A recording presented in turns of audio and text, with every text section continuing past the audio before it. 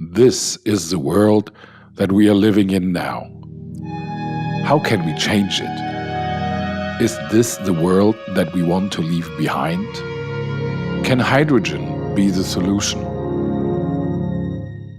Finding the technology for newer and greener energy sources is nothing that's going to happen in the future. It's something that is already here.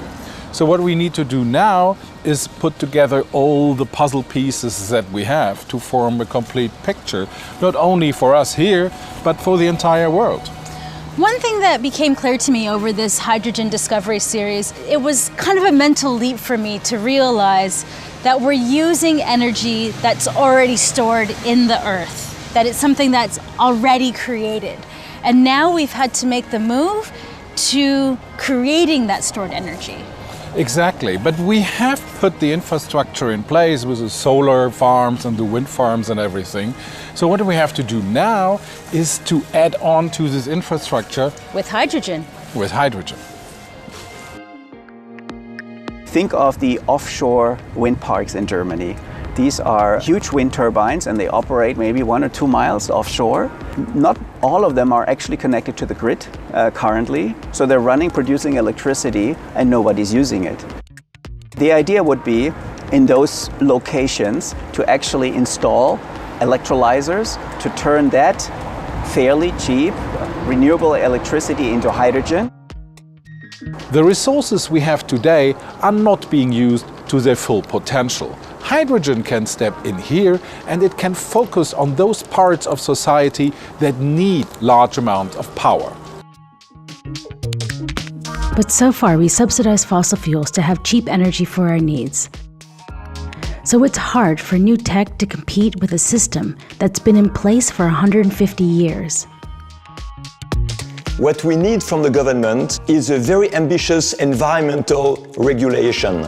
Because if we are honest, what do we observe?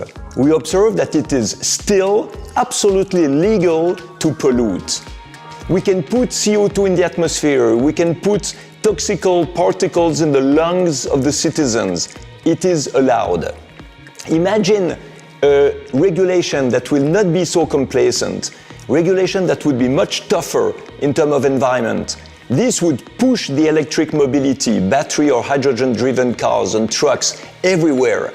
And this will be the best signal that governments could give in order to really promote clean mobility. We've all experienced it. How hard is it to break a bad habit? And what about making a fundamental life shift? Now imagine changing the entire energy sector. We're not just talking about a little change here or there, but a massive shift in the way that we produce and consume energy. In medieval time, they said we need to think 7 generations in advance. So everything we politically decide, every step we take will have long-during consequences. This is the case for hydrogen. As we have, unfortunately, not electrified the world in the 20s of the last century.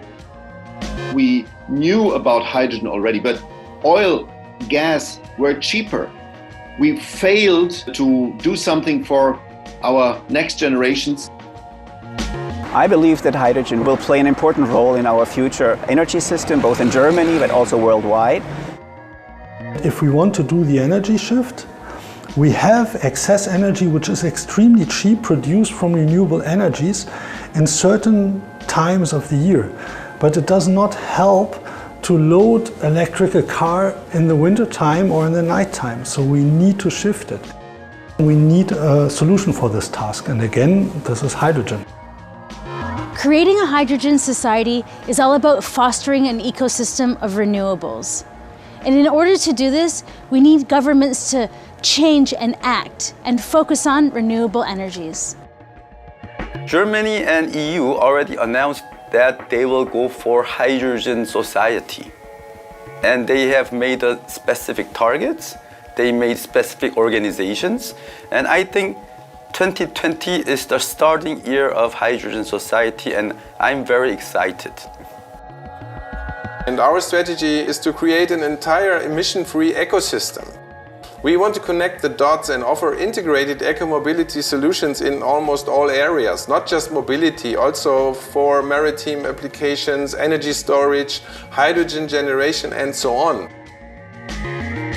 Hydrogen has the potential to work in many areas. It's a misconception to think that hydrogen is only for cars. We will need hydrogen for sectors that are now heavily dependent on fossil fuels, like ships, trains, and airplanes. We will also need to shift power-hungry industries like steel and cement away from coal and nuclear power, so we can really achieve a green society. But having access to green energy is also important for our everyday life. From the first day, I was working with renewable energies and highly motivated to deliver energy to the people because, in my understanding, it is the fundament of democratic society and of wealth. But I also had always a desire to enable the people to take their own choice and to have an influence on their everyday life. I think what Mr. Abul Ela is saying here is extremely important because it's not only about the whole society, it's about you and me and how we are consuming energy. I think producing green hydrogen is the future. I think in several years, if we can show successfully that this model can work, it will be a game changer. The people, they will use this hydrogen system, and I think it's also for the environment, also for the economic, it will be a game changer. Don, we've learned so much. And I think my biggest takeaway is that a carbon emission future isn't in the future. It's a possibility that's here today, right now. Exactly, and cars are only the beginning. We have buses, trucks, planes, ships coming, and they will create a holistic infrastructure with green and renewable energies. I'm Nicole Scott, and this is Don Dahlman. And even though we have to say goodbye for now, we don't want to stop our journey here.